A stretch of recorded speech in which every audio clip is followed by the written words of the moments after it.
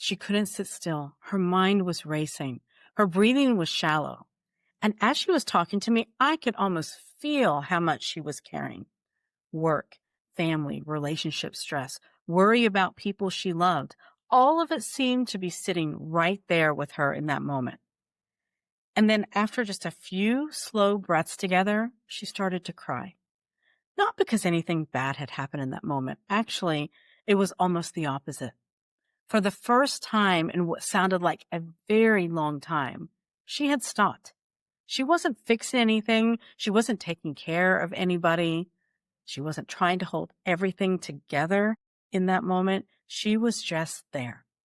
And that moment stayed with me because I think a lot of us know what that feels like to become so busy taking care of life and taking care of everyone around us that we stop checking in with ourselves. So if you've been feeling overwhelmed lately, if your mind feels like it just won't shut off, or maybe you've caught yourself saying, I'm fine, when you know that you've been running on empty, I want to tell you her story. And then I want to go through the same simple reset that we did together. Nothing complicated, just a few minutes to slow down and check in with yourself. You know, when I first sat down with her, I could tell she was carrying a lot. There was a lot of pressure at work. Things at home were not going particularly well for her. She was dealing with relationship challenges. She was taking care of aging parents, and she had become the person that everybody seemed to depend upon. You may know this role. You're the one that figures things out. You're the one who remembers what needs to get done. You're the one that people call. You're the one that is keeping everything moving. And somewhere along the way, in the middle of being that person, for everyone else, she had stopped being there for herself. She wasn't sleeping well. She wasn't eating consistently. She looked exhausted. And even sitting there having this conversation was very challenging for her to sit still. Seemed very difficult. Her body was in the room, but her mind was still running through everything else that needed to get done. And I could have jumped straight into giving her advice. I could have given her a to-do list. We could have started to talk about sleep, about stress management, routines, or all the things that she should be doing. But that didn't feel like what she needed first. She needed someone to listen to her. So I let her talk. And she talked about her work. She talked about her family. She talked about the people that she loved, that she was worried about the responsibilities that kept piling up. And the longer that we talked, the more I realized this wasn't just about a difficult week, that she had been carrying this for a long time. She had gotten just really good at functioning under pressure. So good, in fact, that most people probably didn't even realize how overwhelmed she actually was. And that, I think, happens more than we realize. We can look completely capable on the outside to everyone while feeling completely depleted on the inside. And eventually, one question kept coming to mind. Who was taking care of her? Everybody needed something from her. But who was stopping long enough to ask, how are you doing? After we had talked for a while, I asked her just a simple question. Can we try something together? Just take a few minutes. I asked her to sit back, get comfortable. Then I invited her to place one hand on her belly and the other one on her chest. Nothing complicated, nothing to perform. I just wanted her to notice her breathing. We took a gentle breath in through the nose, paused for a moment, and then let the exhale become a little slower.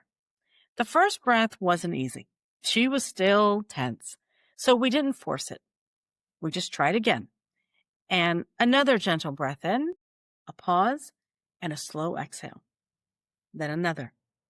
And by about the third breath, I could see that something had shifted. Her shoulders softened. Her face changed. And then she started crying.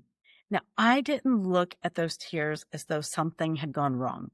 I saw them as transformation. I saw someone finally giving herself permission to stop. For a few minutes, she wasn't solving anybody else's problems. She wasn't rushing to the next responsibility. She wasn't thinking about what needed to happen later on that day. She wasn't trying to hold everything together. She had enough quiet to notice herself. And sometimes when we finally create that space for ourselves, we become aware of just how much we've been carrying. Through the years, I've spent working with people. One of the things that I've seen again and again is how easy it is to get used to living under this pressure. Not because we want to, but because life keeps moving. We keep working.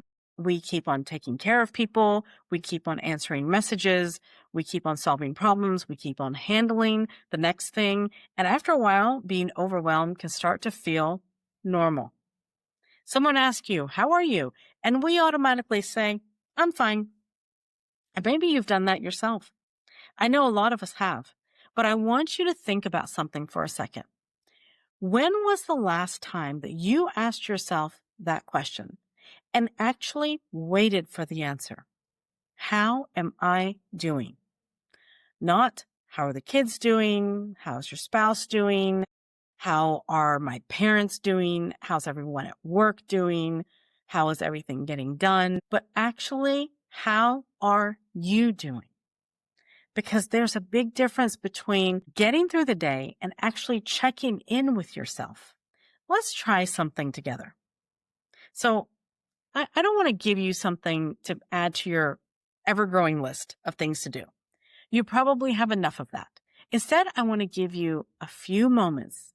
If you can just sit somewhere comfortably, let your shoulders relax a little, and if it feels comfortable for you, put one hand on your belly and the other one on your chest. Now, there's nothing to perform here. You don't need to do anything perfect here. Just notice. Take a gentle breath in through your nose. Pause for a moment, just comfortably, and then let yourself have a slow, easy exhale. That's it. No perfect number, no perfect technique, no pressure to get things right. Just breathe. Let's do another one. A gentle breath in, pause, and then slowly breathe out. And one more. And as you do that, notice if anything changes. Maybe nothing dramatic happens, and that's completely okay. But maybe you notice that your shoulders drop a little bit. Maybe you notice how tired you actually feel. Maybe your mind is still busy with what needs to get done, and that's okay too. The goal is not to force yourself to feel calm. It's simply to create space enough to notice what's already there. And while you're sitting here, I want you to ask yourself one question. What have I been carrying that I haven't given myself space to acknowledge? Don't rush the answer. You don't need to solve anything right now. You don't need a 5-step plan to fix it. You don't really need to fix your whole life before you get up from that chair. And just notice what comes up for you. Maybe it's exhaustion. Maybe you feel frustration. Maybe it's worry. Maybe it's sadness. Maybe it's anger. Maybe it's simply the realization that you have been doing too much for too long. Whatever it is, give yourself permission to notice it.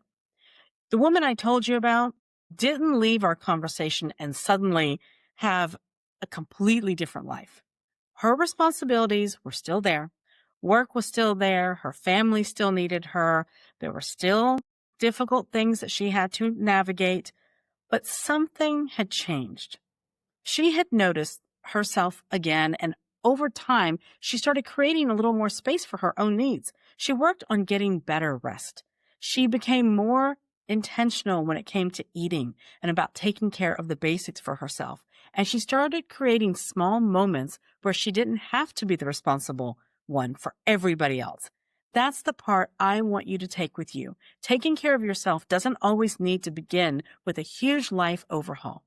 Sometimes it starts much smaller, one moment, one breath, one honest check-in. So if you've been taking care of everyone else except yourself lately, please don't turn self-care into one more thing that you have to succeed at. Start small. Be gentle with yourself. Ask yourself how you're doing and give yourself a little space to hear the answer.